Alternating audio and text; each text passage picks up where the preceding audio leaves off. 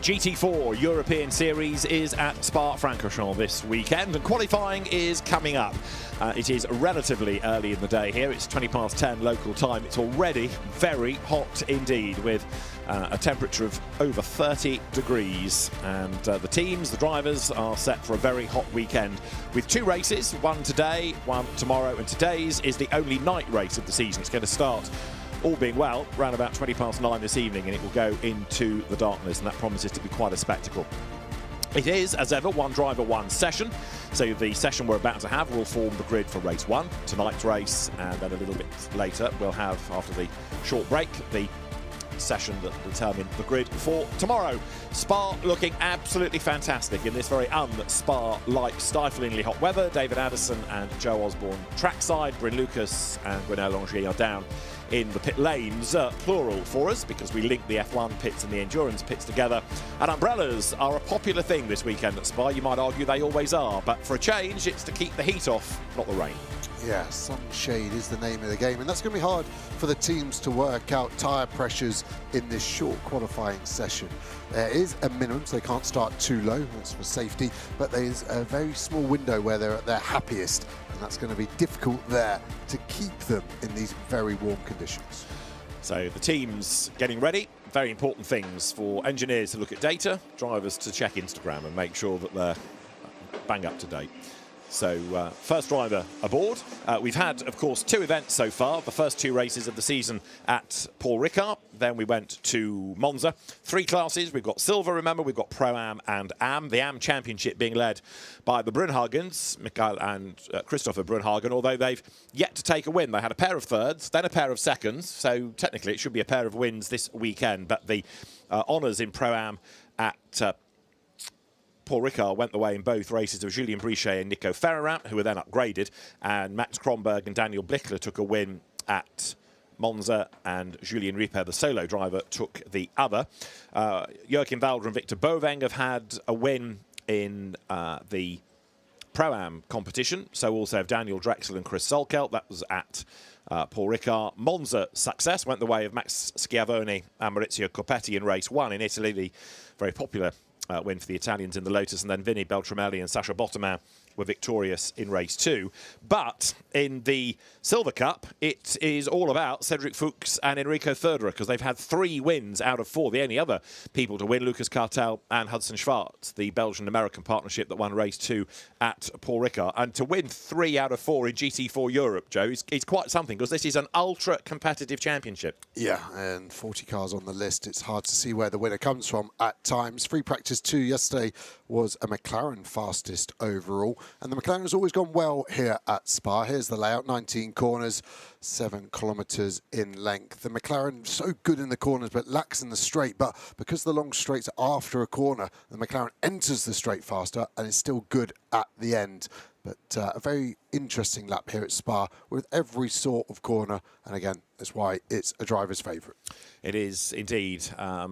Sometimes we have the odd drama, and you were talking yesterday about the fact that the drivers like that jeopardy. You'll also have noticed off that graphic the start is in a different place from the finish, and a bit like for the CrowdStrike 24 Hours of Spa, we're going to have the start where it always used to be, in front of the endurance pits, going down towards Eau Rouge, the traditional start line.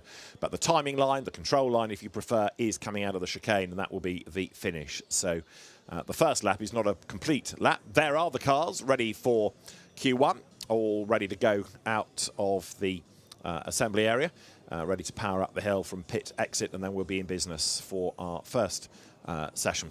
And Q1 ready to go in just a few seconds' time. So McLaren, as you were saying, good yesterday, and it's a kind of McLaren circuit, but the nice thing is lots of variety here. 11 different manufacturers, which shows the strength of GT4.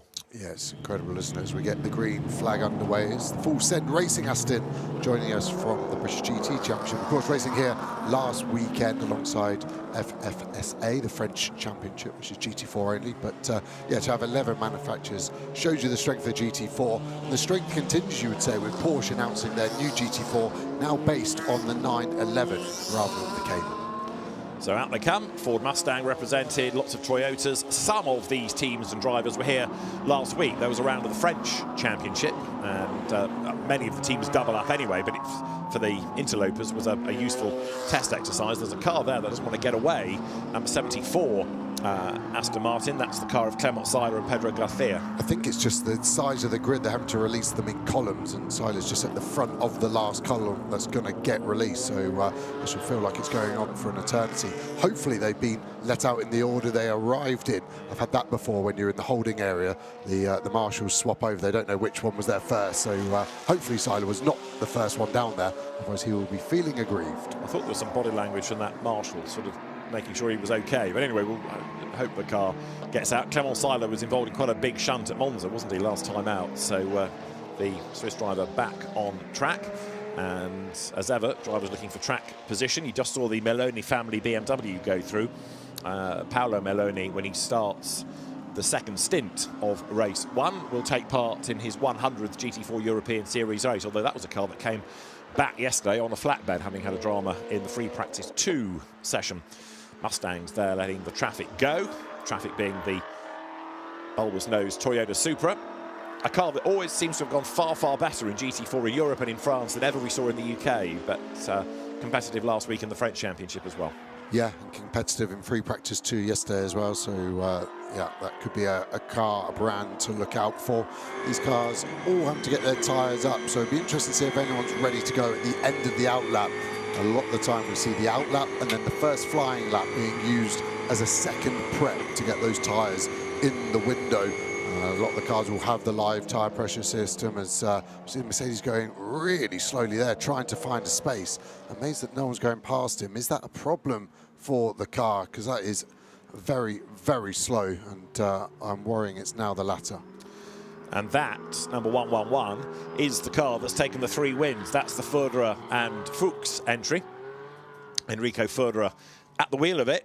And as you say, it is at snail's pace, but there are other cars at snail's pace as well, almost like they've been tricked into thinking there's a full course yellow. Yeah, they're the last of the group, so I think they're trying to back up into the space to here, where the cars on their first push lap are just starting. So it's the Lotus looking to get the move done, does it well. The SD there, and the Lotus getting it. So I think those cars are just trying to back up into the space behind them, but that's going to be a slow outlap, isn't it? And it means they're probably only going to have time for 6 laps maximum in this qualifying session.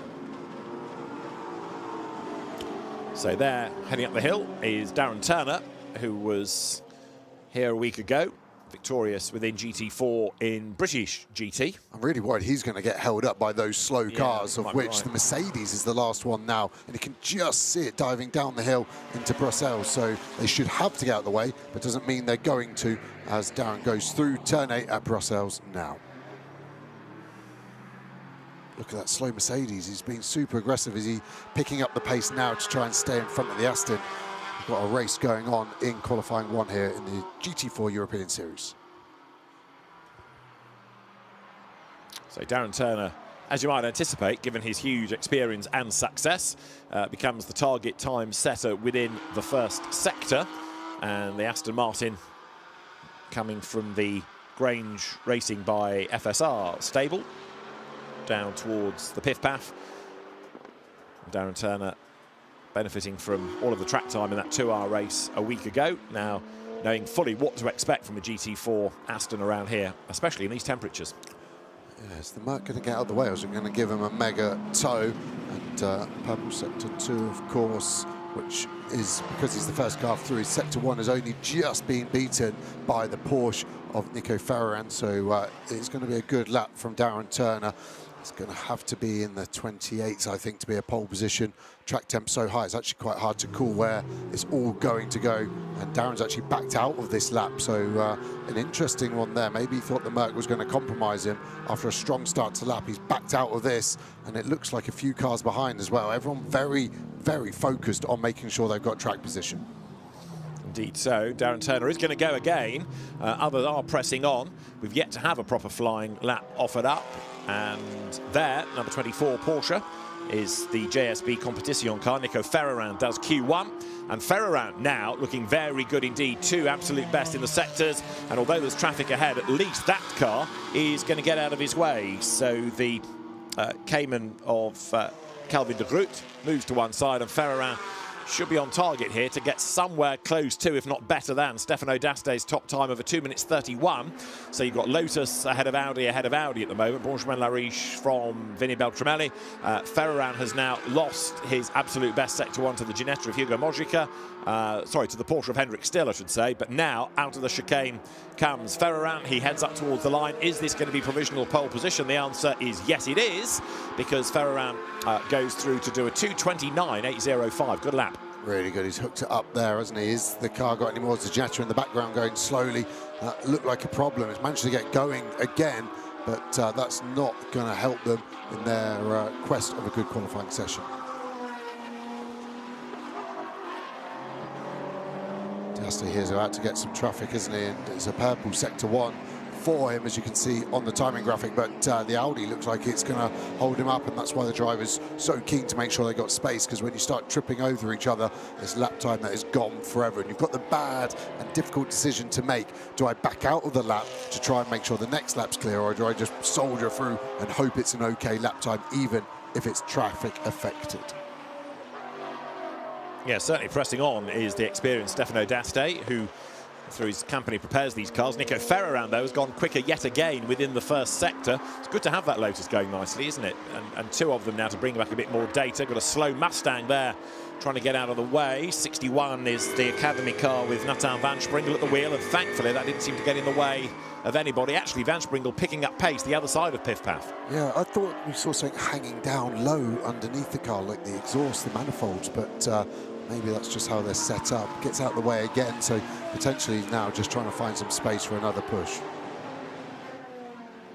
It's the second Mustang in shot, isn't it? I was just trying to see if I could see anything wrong with that car, but pace-wise looks happy now, so I think all is normal there. And the Audi coming up towards the chicane. Another car going nicely now is the Romeo Leurs Toyota. So you can see, even though people have been looking for clear track space, it has got very, very busy out there. And Hendrik Still in the Porsche now goes on to provisional pole position, but not for long, because then he loses the lap, I think, and he does. So now Victor Bouvin goes to the very top from Benjamin-Lariche, and Stefano D'Aste is third. Nico Ferrand, though, he's on his way up towards the end of the lap, and that could also shuffle the order a little bit. Ferrand coming down towards the chicane. That BMW is exactly where he does not want it to be, though, as they get now to the braking zone for the corner. Ferrand has been elbowed down the order here, down to 10th, but he comes up towards the line. 10th he was, and as he breaks the beam, 10th he stays. Traffic not helping.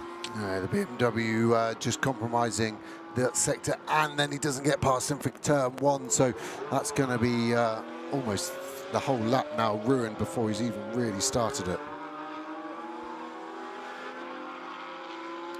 So the fleet of McLarens here, race lap first, and then the two elite cars behind as we go to a BMW coming through Lacombe, and the 97 car here diving downhill. It's one of the harder brake zones on the lap. It's not the longest here at turn 8, but it's so downhill, very easy to brake slightly too late, and you just go in deep, and again you can't rotate the car and you lose lap time all the way to the next time you brake there at No Name, where a load of gravel has been kicked up.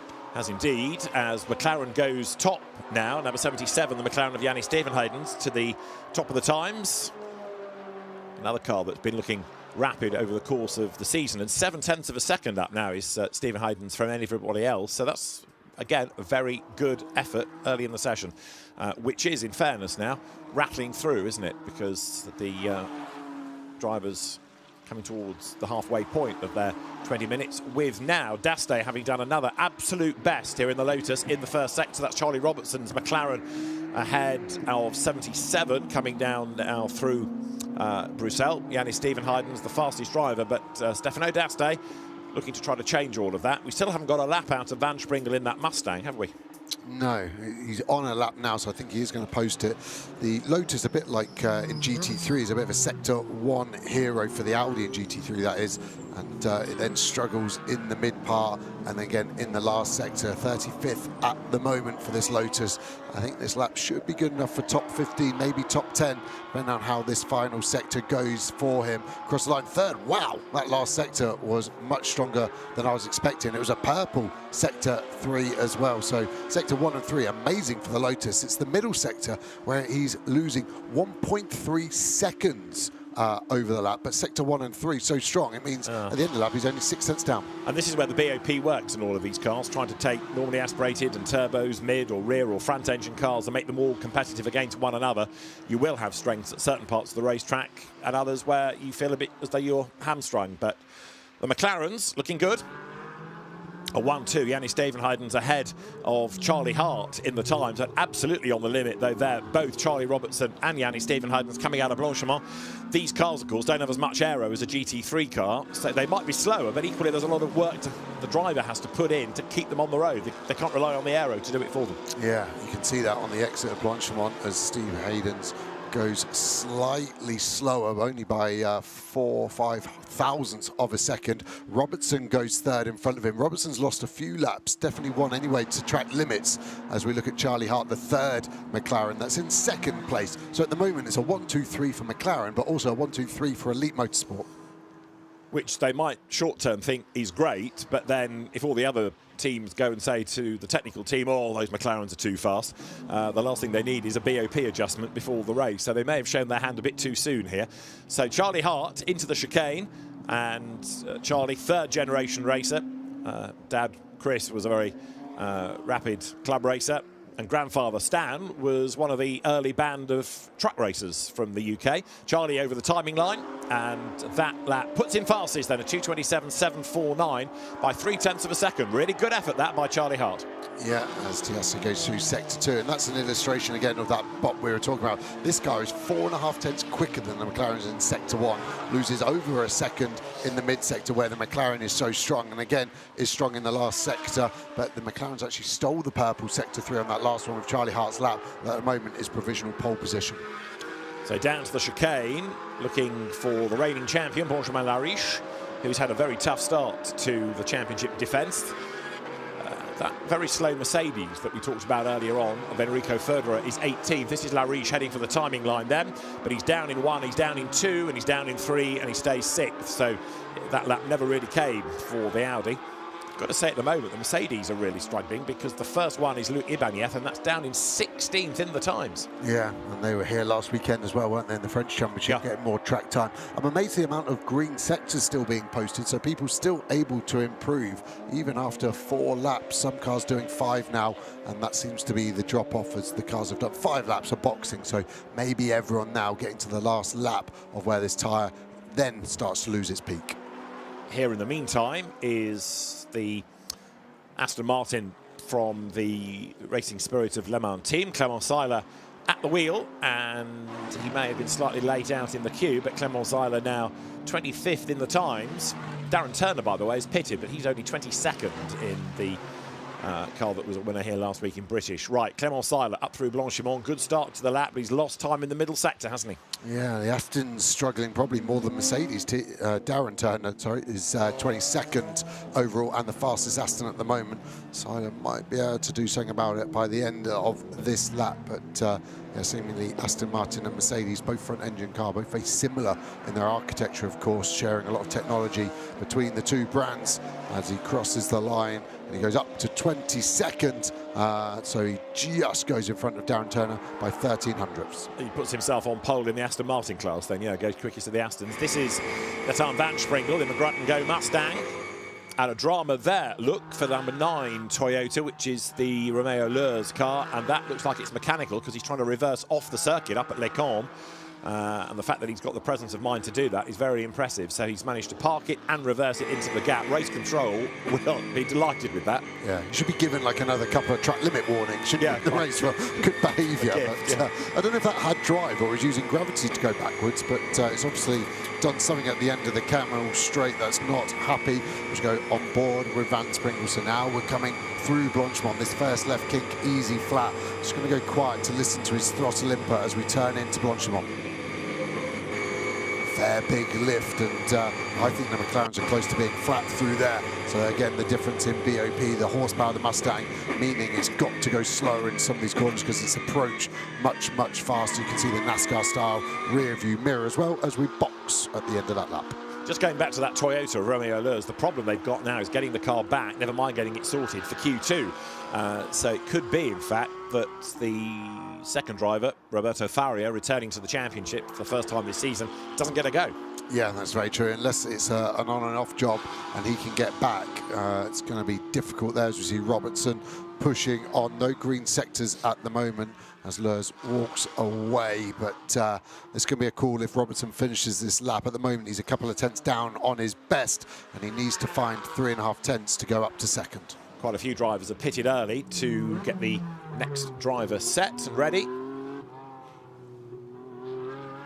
I think it's a fair point to make as well. Like, why are cars boxing early? Well, one, they can't improve, and the second point is that they use these tyres in the race. So if you can save a lap, 7 kilometres towards the end of the race, that will start to pay dividends. And the floodgates for cars starting to box is well and truly opened with 3 minutes and 30 remaining. A rather aerated Thomas Gedesh there, getting out of number 6 Toyota and almost having to be calmed down by the team. So there is something that he's not happy with. He's 12th in the times, Thomas Gedesh.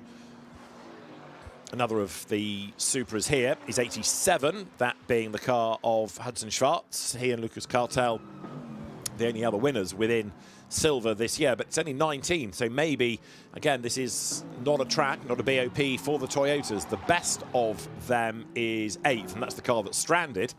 And then after that, you have to go all the way down to 17th, Max Hauben. And here, up towards the line, comes Hudson Schwartz. He will go through and does not improve on that lap. We've got a car being looked at for speeding in the pit lane, and it's Charlie Robertson's McLaren. Interesting, wasn't it? We saw him coming into pit lane, didn't see him cross the line, but it can only be on entry because obviously he's not been in the pits and they left after the pit exit at the start of this session. So hopefully for Charlie, they can prove their innocence. Edwin Hellstein here, the other clock running for Linus Harner. Down to the chicane comes Helston. Rides the curb a little bit on the first part, and that's enough to bring him into the pit lane anyway. His session is done. Aboard 97 BMW for Q1, this being the Lestrup Racing Team car, is Daniel Varvarud, the Swedish driver. He shares with Stefan Nilsson. Away, way off the road. There goes the Toyota that plunges towards the gravel. And he just about gets away with that, does Henry Jocelyn, the British driver. But that was a wild old ride, and he's still recovering on that escape road coming out of the Cours Paul Frere, a long way up to Blanchimont. Yeah, it's been the corner of jeopardy, hasn't it, the exit there? We saw it a lot last weekend for SRO Speed Week, and it's a jump from the gravel trap down to potentially some damage to the underfloor there on the Supra as well. Right, here Linus Harner up towards the timing line, the BMW that comes out of the MS Motorsports stable, and he shares it with Philip Wiskirchen. Over the line goes Harner with 1.5 minutes still on the clock, and that was what Jocelyn did wrong. So lucky he didn't snap back the other way, wasn't it? Just dipped a wheel in the gravel, lost a load of grip straight away. Look how quick the yellow flag must have been out as well. Fair play to the marshals on that one, and yeah, that's the smallest moment you could do possibly, I think, after that gravel trap on the exit 002. Robert Consani gets ready to take number 1 Audi back out. Still enjoying his GT4 racing, but also spending increasing amounts of time looking after his son, Andy, who races Formula 4. And a McLaren 1, 2, 3 then at the end of the first qualifying session. Audi 4th, courtesy of Greg Gilval. Lotus 5th, Stefano D'Aste, and the Audi that this man will take over 6th, Benjamin Lariche, having done the time. Interestingly, quite large gaps in qualifying. There's 3 tenths between each of the top 3, so then 4th place is nearly a second off pole position. And then we used to, what would you say, top 20 be covered by a second here at Spa and GT4. So it's actually 2 seconds covering the top 25. One of the things we talked about yesterday across practice and qualifying was the fact that the tyres were dropping off so quickly. You might get a couple of laps and then it all goes rather slow.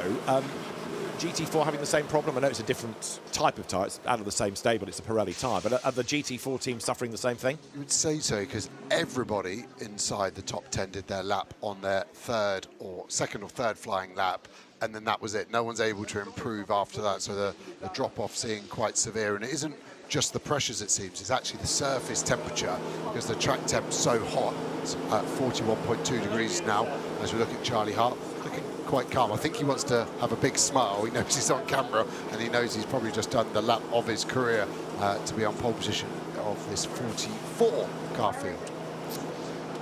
I think the smile is coming, but the flag is now out. You need to drink, definitely, yeah. That would have looked really lame if he'd have dropped that, wouldn't it, on camera? So well done, Charlie. 0.3 of a second. He's a good gap. And the three McLarens then, Hart, Stephen Haydens and Robertson at the top of the times. Charlie Robertson, along with Ravi Ramyeed, of course, were kind of thrown into a McLaren late. It was a really last-minute decision to switch teams and cars. May have taken them just a little bit longer than others to get used to it, but Charlie Robertson showing, as ever, his ability. He's, if I say rebuilding his career, that's not quite what I mean, but he is now proving to people that he's very good away from Ginettas, the type of car that he spent so many years driving in different manifestations. Yeah, and I think the excuse Charlie will be using quite rightly, and one I've used myself plenty in Pro-Am racing, is the two cars in front of Silvers, so you've got two young kids in it who can potentially have a Laria car. Charlie in the Pro-Am with Ravi Ramyeed, a bronze-rated driver. I don't know Rami's preference on a balance, but typically the AM wants a more docile car, so Charlie might just be able to give up that ultimate lap time for the race pace, because Ravi obviously is going to jump straight in the car now. Now, drivers for Q2 getting ready, and this is the provisional order at the end of the first session. This is the provisional order then for the race one grid. Charlie Hart, 0.3 up on Yanni. Stephen Haydens, Charlie Robertson is third, heading Pro-Am from Greg Gilbert, then Stefano Daste and Benjamin Narish, with the top 10 completed by Victor Bouveng, Romeo Lurs in the troubled Toyota, Vinny Beltramelli, and then Sam Paley, the American, running out the top 10. So you've got three McLarens, Audi, Lotus from Audi, then BMW, Toyota, Audi and Ford. And if you go all the way down to 39th, you get the best of the AMs. Christopher Brunhagen, the championship leader within the class, taking the Toyota to the top time within the category. 45 cars on the entry, one of which, Julien Ripper, who had a win at Monza, did not go out. Interesting. And I have a feeling he might have had an off yesterday in free practice, but we'll see. Really, the question mark now is what goes on for number 9 Toyota, 8th in this session, but stranded out on the circuit. Yeah, I can see its GPS track at the moment still in the same position as well, so it looks like that will be done. And shame for Julien Ripper as well, solo driver in the 44 Audi. So fast, wasn't it? Race 1 Monza, the qualifying for that, and it's a shame not to have him in the mix. It is indeed, as Hendrik Still is a cheerful driver, getting set for the car to go out for the second session. Now let's get to the pit lane. Guenel Langy is with Charlie Hart, and he is on pole for race 1. Charlie Hart, congrats on this first pole position for you this season, and a great 1, 2, 3 for Elite Motorsport team today.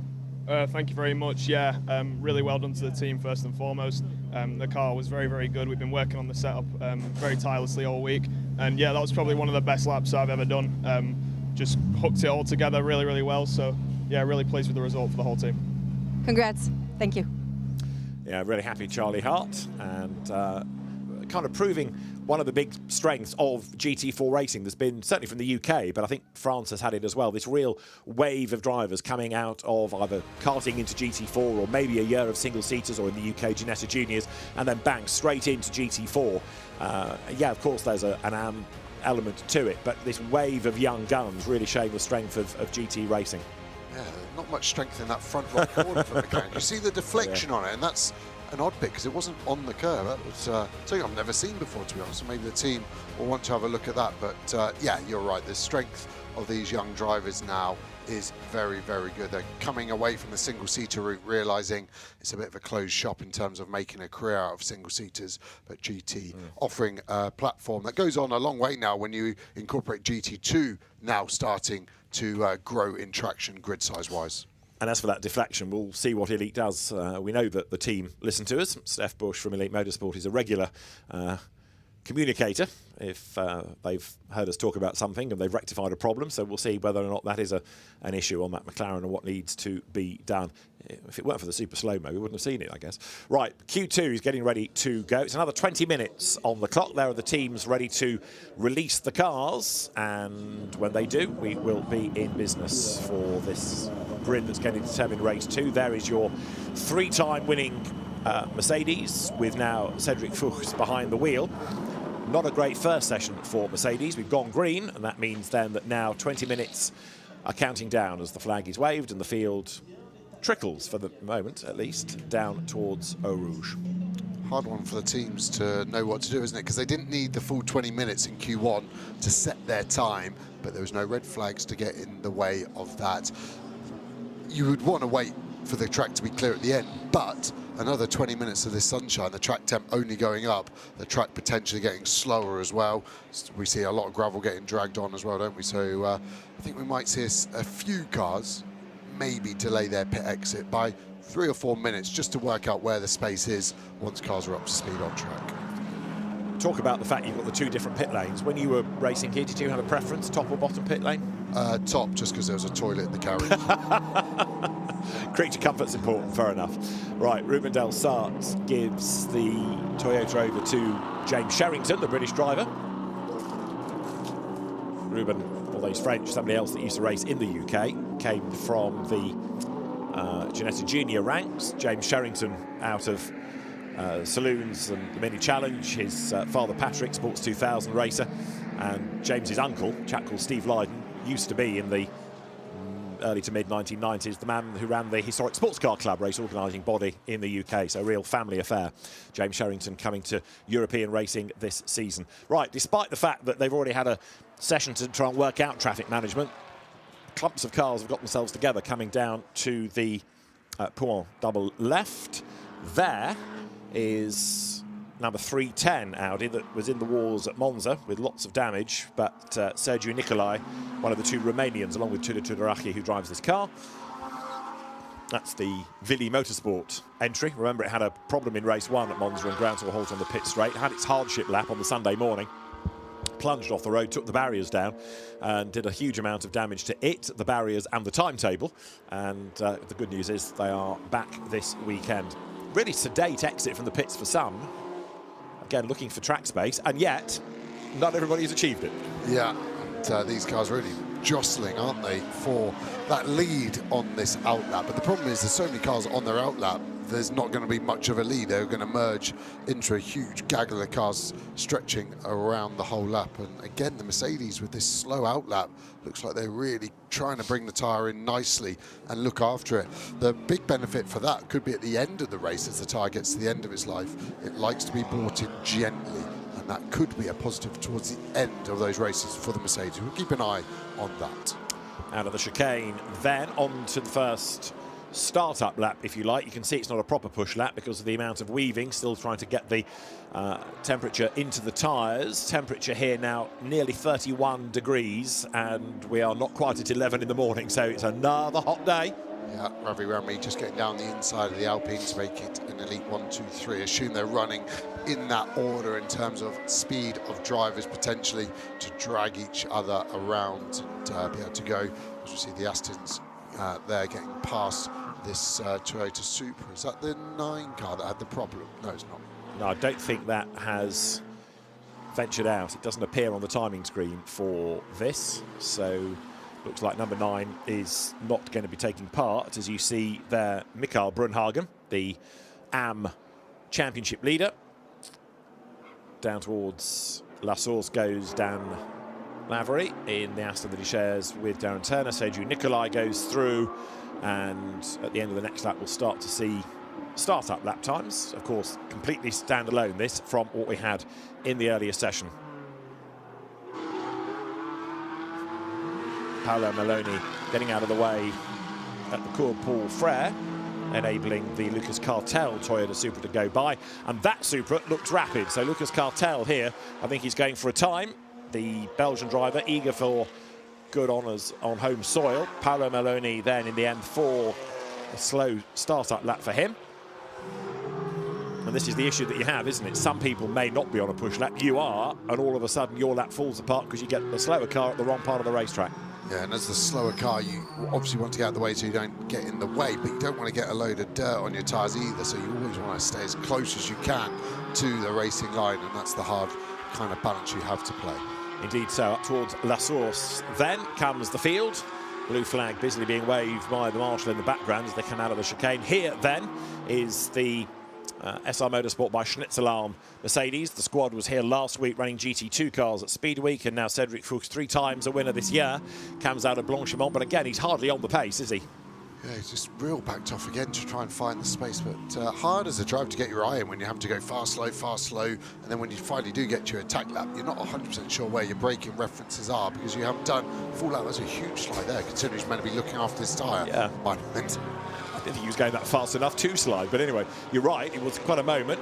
Does that show intent now as he pulls the pin and goes over the line? He's set the fastest time, but it's not the quickest of times by any stretch of the imagination. It's the early target, 2:37.6, but we know that's going to be annihilated once people start to do proper pace here. Yeah, pole position in Q1 was a 27.7 for reference. That's where the money was at. Right, so 10 seconds down on that. But now, look, Cedric Fuchs is on a charge, but that car looking really nervous as it went through Eau Rouge. He controls it, but it did not look compliant. Yeah, almost too soft. It was having a wobble on left to right. And as a driver, you're trying to work out, is that a slide or is that just motion in the suspension? He's going to hit the brakes now. You'll see the nose dive when he does jump on the brakes. Got to knock it off over 150 kilometers an hour as you come through. Lacombe rides the curbs well, but yeah, it looks rather soft, this Mercedes GT4. Maybe in these hot conditions, they're just trying to look after the tyres. He kisses the gravel, running down the hill to T8. So now Dan Lavery is the fastest, 2 minutes 32.4. Again, we've got more time to be found from that car that is currently a second clear of anybody else, but we know that they're not yet on the same sort of pace as we got in Q1. The car that Darren Turner and Dan Lavery share running in Pro-Am. So there, Cedric Fuchs in the Silver Cup goes through Pouhon, and it's a personal best within the first sector. Chris Solkelt has now got himself to the top of the times, 2:31.8 in the BMW that was a class winner in Pro-Am at Paul Ricard. Chris Solkelt, British driver who, was it last year, was talking about retiring, but has been tempted to come and do a season in Europe. And his top time doesn't last for very long because Julian Brichet goes quicker and so does Max Kronberg. But this is Fuchs then, up towards the Cours Paul Frere. It's been the bogey corner for many, and he's now done the absolute best in the middle sector, really close to the edge of the gravel though. Yeah, really pushing it hard, isn't he? He's having to hustle this car hard in the middle sector. Yes, he's purple, a 1:08.5, but that's 1.5 seconds off the fastest sector 2 from Q1. So we're a long way off, aren't we? Considering we're nearly 8 minutes into this session. The fastest time at the moment from Constantine, a 30.0, sorry, would have only put him 12th at the moment in Q1. So the times are going to keep tumbling. Cedric Fuchs then up towards the line. Mackenzie Cresswell has done a personal and an absolute best in his McLaren, number 78, as across the beam goes Fuchs to go second then behind Robert Consani, who is the fastest on a 2 minutes 30. Let's see also what Mackenzie Cresswell's lap is going to turn out to be, number 78 McLaren. He shares with Charlie Hart, so we know it's a quick car. And can they do the double for pole position? Charlie has done it for race 1. Mackenzie Cresswell goes across the timing line, goes quickest on a 2:28.436. A very, very good effort. Yeah, 3 or 4 tenths with traffic as well. I'm trying to overtake the Supra. Unfortunately, that's what the teammate is going to have to do of Harry Reynolds, who goes second on that lap, half a second behind. So it's McLaren 1-2 again. So Cresswell, Harry Reynolds, and then Robert Consani. But Consani could be the man to watch here because he's done an absolute best sector 1. You can see it on the graphic. The clock runs as the number 1 Audi then drops out of Bruxelles down towards Speaker's Corner. The car having gained gold livery this year, as befits a champion. Almost like stock car racing, where if you're a world champion, you have a gold roof. Down towards Pouhon comes ex-rallyman Robert Consani. Up to third has just gone the Colin Cronin-driven McLaren. So another of the elite cars. They've done it again. Top 3 in each session. That's going to get tongues wagging. Yeah, Cronin run by Race Lab. Sorry, not elite. Yeah, they struggled a little bit in Quali 1. His brother, I think, was just inside the top 20. But yeah, McLaren looking strong. Ravi Rammeed down in 12th at the moment. And he's the 3rd fastest AM on track. Yeah, the Cronins, good motorsport family, because the eldest of them, Keith, multiple, is it 4 times, British rally champion.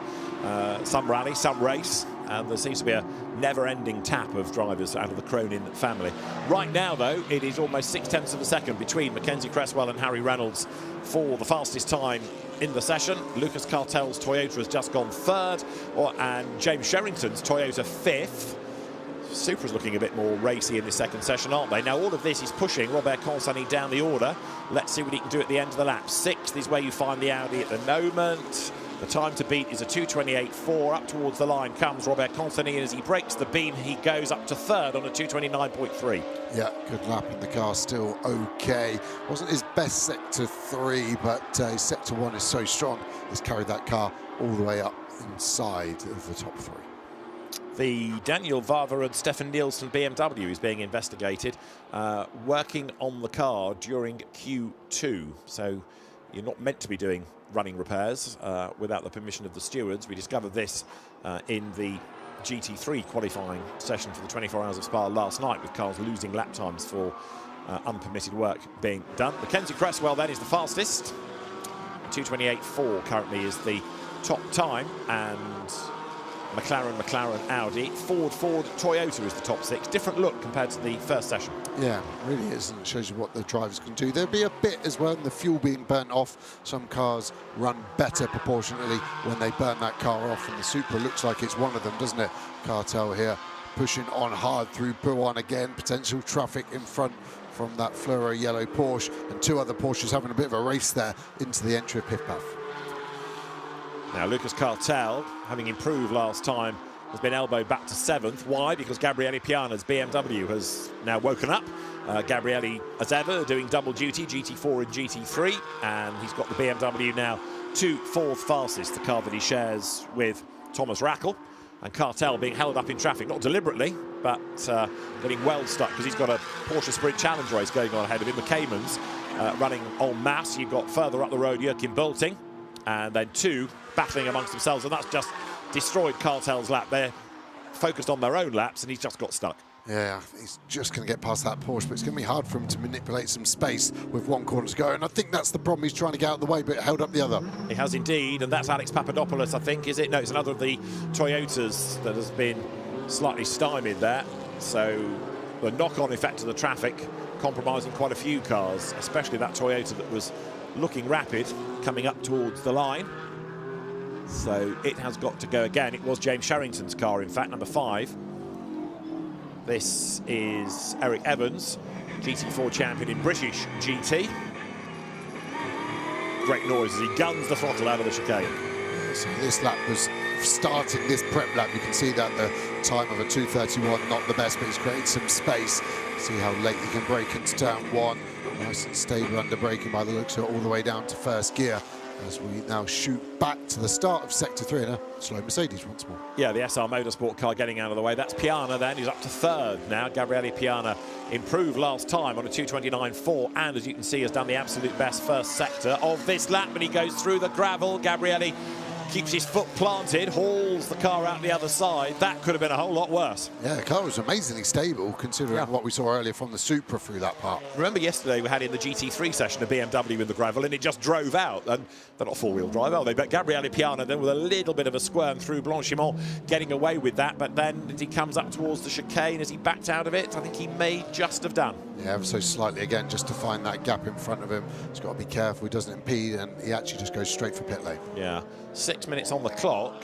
Do we anticipate he will come back out again? Traffic getting in the way a little bit, but maybe he feels with the tyres, 3rd is as good as it gets. Also coming into the pit lane is Cedric Fuchs. There's a McLaren also looking for clear track space. It's very strange to be going slow at the start of the next lap, so I get doing a cool lap, of course, but doing it over 2 laps is an odd one, so that just means he's got to do another 7 kilometres before he's got the chance to pump in another lap. That's Mackenzie Cresswell.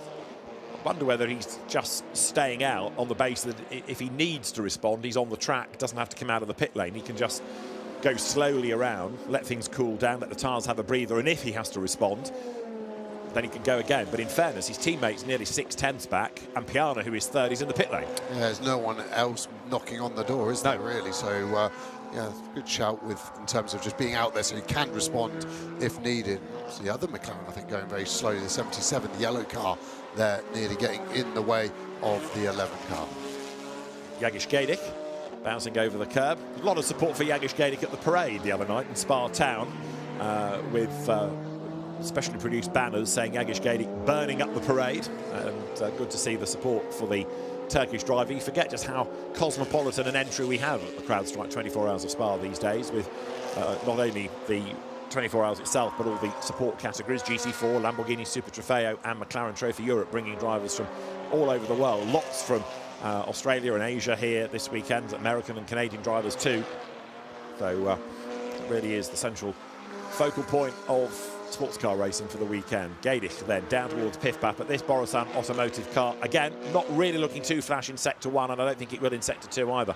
No, top 10 at the moment for this car, of course. It doesn't look like there's going to be many cars behind it knocking it down from there, but yeah, I can't see this lap being improved just from the dynamic of the car, and then add in the very small Alpine holding him up. I think this could be a Piana mirror image for the sister car, potentially boxing at the end of this lap.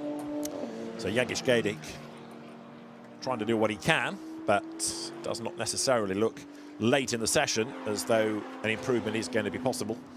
There is a rather battered McLaren, bits hanging off the sides of the Race Lab car. That's Colin Cronin's car. It's getting to the point maybe where the technical team say no, that needs to come in, because if it rips off and flies, it could go somewhere it's not ought to be and could create some drama. So at low speed it's not too bad, but when the air gets to it, it does an off flap around, and Colin Cronin comes towards the chicane. It's going to stay out. Yeah, it is a feature of the McLaren. It loses that rear quarter panel. Worryingly for the team, it's actually where you plug the air lance in, so could rip some of the hosing out for the air jack system. We've had another improver, and it's the other SR Mercedes, Joel Mesh. He has now gone up to 5th, whereas the other car from the team, Cedric Fuchs, still not looking all that flash. So Joel Mesh now the fastest of the Mercedes drivers. Their 4th in the times is Michael Haverantz. His Mustang turns through. This is the Team Floral car, as opposed to the Academy Motorsport ones that we've seen of Eric Evans, for example, within this session. But Mackenzie Cresswell by nearly 0.6 of a second, looking as though he's done enough. Gabriele Piana, by the way, has stayed in the pit lane, so it looks as though that is the end of the session for him. We've only got 3 minutes to go, so he wouldn't be able to get out and do an outlap and a flying lap. So job done for Gabriele Piana. The Mustang's going to box as well that we're looking at. Michael Haverantz, very slow Sector 2. Interestingly, the pace of this session just much slower than Quali 1. Should be the other way round. Has the track temp come up that much? 3 degrees over the 2 sessions. But I mean, the second place car in this session, Harry Reynolds, on a 29.0. That lap would have only put him 10th place in Q1. So shows you the difference, doesn't it? And the pole position times, 7/10 difference from Q1 to Q2. And here's Paul Petit, who's only 9th, and we know how fast he is. Had that monster accident here a year ago, but Paul Petit, very rapid driver, comes out now of the chicane up towards the line. Good first sector, not so good second sector, and 9th he was and 9th he is, as we've got less than a lap time left in the session. Mercedes getting caught in traffic. Yeah, I don't think he was pushing, but it was kind of making the point of it. It was a bad job by the BMW, really, but yeah, it looked like he was already on a cool-down lap. And yeah, teams are having to get their head around these interesting weather conditions that I can't stop talking about. Yeah, so often we come here and talk about the rain, don't we? And this week it's the heat and the humidity. And Joel Mesh slows right down. Almost had to veer off the road to get out of people's way there, but Mesh is not going to go for another lap because I don't think he's got time in the session to start one unless he speeds up a little coming towards Longchamp. Let's see. Yeah, I wonder if the teams are instructing the drivers just for a nice steady cool-down lap. Like you said earlier, David, just let the cars cool down nicely. The engines will be right at the top of their parameters of what they can deal with cooling-wise. An engine doesn't like to go from maybe 125, 130 degrees centigrade oil to 0. So that cool-down process for the engine, for the brakes, for the drivers is quite a nice thing to go through. It is indeed. So there, Joel Mesh slowly makes his way back towards the pit lane. In fairness, he's doing the right thing getting off the line. Every part of the racetrack he gets to, he makes sure he's on the opposite side. Look, goes from one side to the other to get out of people's way if they are on a quick lap. There's a BMW slaloming its way through the traffic there, number 60 BM, which is the car now in the hands of Under Erdem, who was in the gravel last week in the French GT4 race. He is going to get up towards the checkered flag on the track at the end of the next lap because we've got a few more seconds left. He goes by And that Mercedes is going to be able to go again, should it want to, only just by about 4 seconds. It will get across the line. So now we'll see whether it was worth it for Joel Mensch. No, he's still crawling around. So another slow lap. I'm not sure of the purpose. I think it's got to be like what you said about the McLarens. It's just this prolonged cool-down phase to let the car get back to its normal conditions and hopefully add some reliability in there for them. Interestingly, they didn't take the checkered flag there, so oh no, they did. Sorry, no, they didn't. So no, they just got through. They could squeeze another lap, so this would actually hurt the timetable because you could do a 4 or 5 minute lap now and not even have taken the checkered. Yeah, sometimes it used to be you'd take the flag at the timing line coming out of the chicane and you'd be brought down the endurance pits, the other side of La Source. But now that we've linked the two together for this championship, you can't really do that. So, yeah, we'll have to go slowly all the way around. Well, what a result for Elite. And Mackenzie Cresswell and Charlie Hart share the car and they take a pole position each. That doesn't happen that often. No, but an Elite McLaren at Spa doing well seems to happen every year, doesn't it? Yeah. Is a track they seem to go well at. The car loves it here, but the team have also got right on top of the setup. It would seem to be able to deliver 3 very fast cars. Yeah, go back to the days of Josh Rattigan and Tom Leben, for example. They were regular pole winners here. And once he's out of the car, Mackenzie Cresswell can go and present himself to Grenell, who is standing in the Elite garage. There is Harry Reynolds for second then, sharing with Jannie Stevenheidens. Crack windscreen. Yeah, it's like it's been through a war zone there, and shows you the amount of gravel brought onto the track. And I wonder if Elite use a tear-off system. Normally the laminate in front of it can help that, but maybe the force of the stones being thrown at the cars is just too great. So the cars being marshalled down the pit lane, ready to go to the technical checks as required, and making sure that mechanics are out of harm's way. So they're the Borusan Automotive BMWs. The bright blue cars come into the pit lane. Others will form up in the queue, ready to be taken back to the paddock. I think my favourite Borusan sort of stat is that blue is now an official BMW factory colour option. Is it called Borusan Blue? I knew you were going to ask me a question, didn't know the answer. I'm going to say yes, but I'm not sure. So if you order it and it's the wrong blue, don't blame me. Don't blame you, yeah. It kind of should be, really. Right, so Mackenzie Cresswell carries on Charlie Hart's good work to go top, and Harry Reynolds carries on Jannie Stevenheiden's good work to be second. Gabriele Piana third from Michael Haverans and then Joel Mensch. Eric Evans, Mustang sixth from Lucas Cartel. Colin Cronin's McLaren a good 8 from Paul Petit, and Jagish Gedith from triple winner Cedric Fuchs. James Sherrington 12th. Robert Consonet only 13th in the end in the Audi.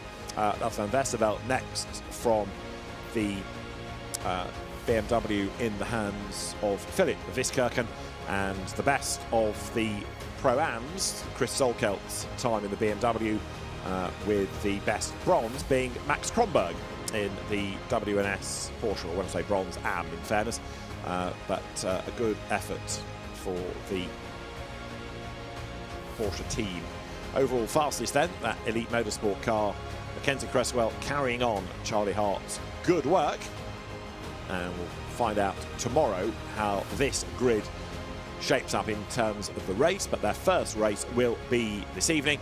GT4 getting underway just after 9:20, going into the darkness. The sole night race. Sometimes we have them under the lights at Misano, but a different venue for a night race this year. It's going to be spectacular, that is for sure. GT4 European Series has given some really good racing this season. A good grid, 45 of them, although I'm a bit concerned about Julien Ripper having missed both qualifying sessions in the Audi. And we also lost, of course, Roberto Faria's Toyota after Romeo Leur's problem in Q1. So that will have some work to do up from the back of the grid. Stefano D'Aste giving way for that session to Maurizio Dabati, and that car was another one that really seemed to struggle. But it's looking very good for McLaren thus far in GT4 European Series here at Spa. So let's have a look at the highlights of qualifying for GT4 European Series, with the cars making their way out of the pit lane. 2 lines of them heading to the circuit, with the reigning champion Benjamin Lariche in the traffic early doors. Greg Guilbault was rapid in his sister Team Speed car Audi. And down towards Bruxelles with Stefano D'Aste chasing on behind. D'Aste in the Lotus looking quick early on, while a big moment befell Henry Jocelyn coming out of the Cours Paul Frère. he was able to get away with it and carried on in the session, a session in which Charlie Robertson went third fastest in his McLaren, the car the Elite Motorsport with entire race engineering entry. For second, it was Yanni Stavenheiden's, and the top time in Q1, Mackenzie Cresswell's car, Charlie Hart, at the wheel of it. Q2 got underway, Alpine, McLaren, Mercedes, BMW, all amongst the 11 different manufacturers on track. Max Kronberg's Porsche also looking good within the AM contest. Bouncing over the curb was Jagish Gedig, but he got away with that drama at the chicane as Michael Haverans powered his Mustang on towards fourth in the times. Gabriele Piano was set for third despite having this rallycross moment at the Cours Paul Frere, but he pitted early as Harry Reynolds took second, and pole went to Mackenzie Cresswell, making it a double pole for Elite and McLaren number 78, setting us up for two really interesting GT4 European Series races here at Spa-Francorchamps. Race 1 coming up this evening just after 9:20 local time. So join us for race 1 this evening. Now from Spa, it's goodbye.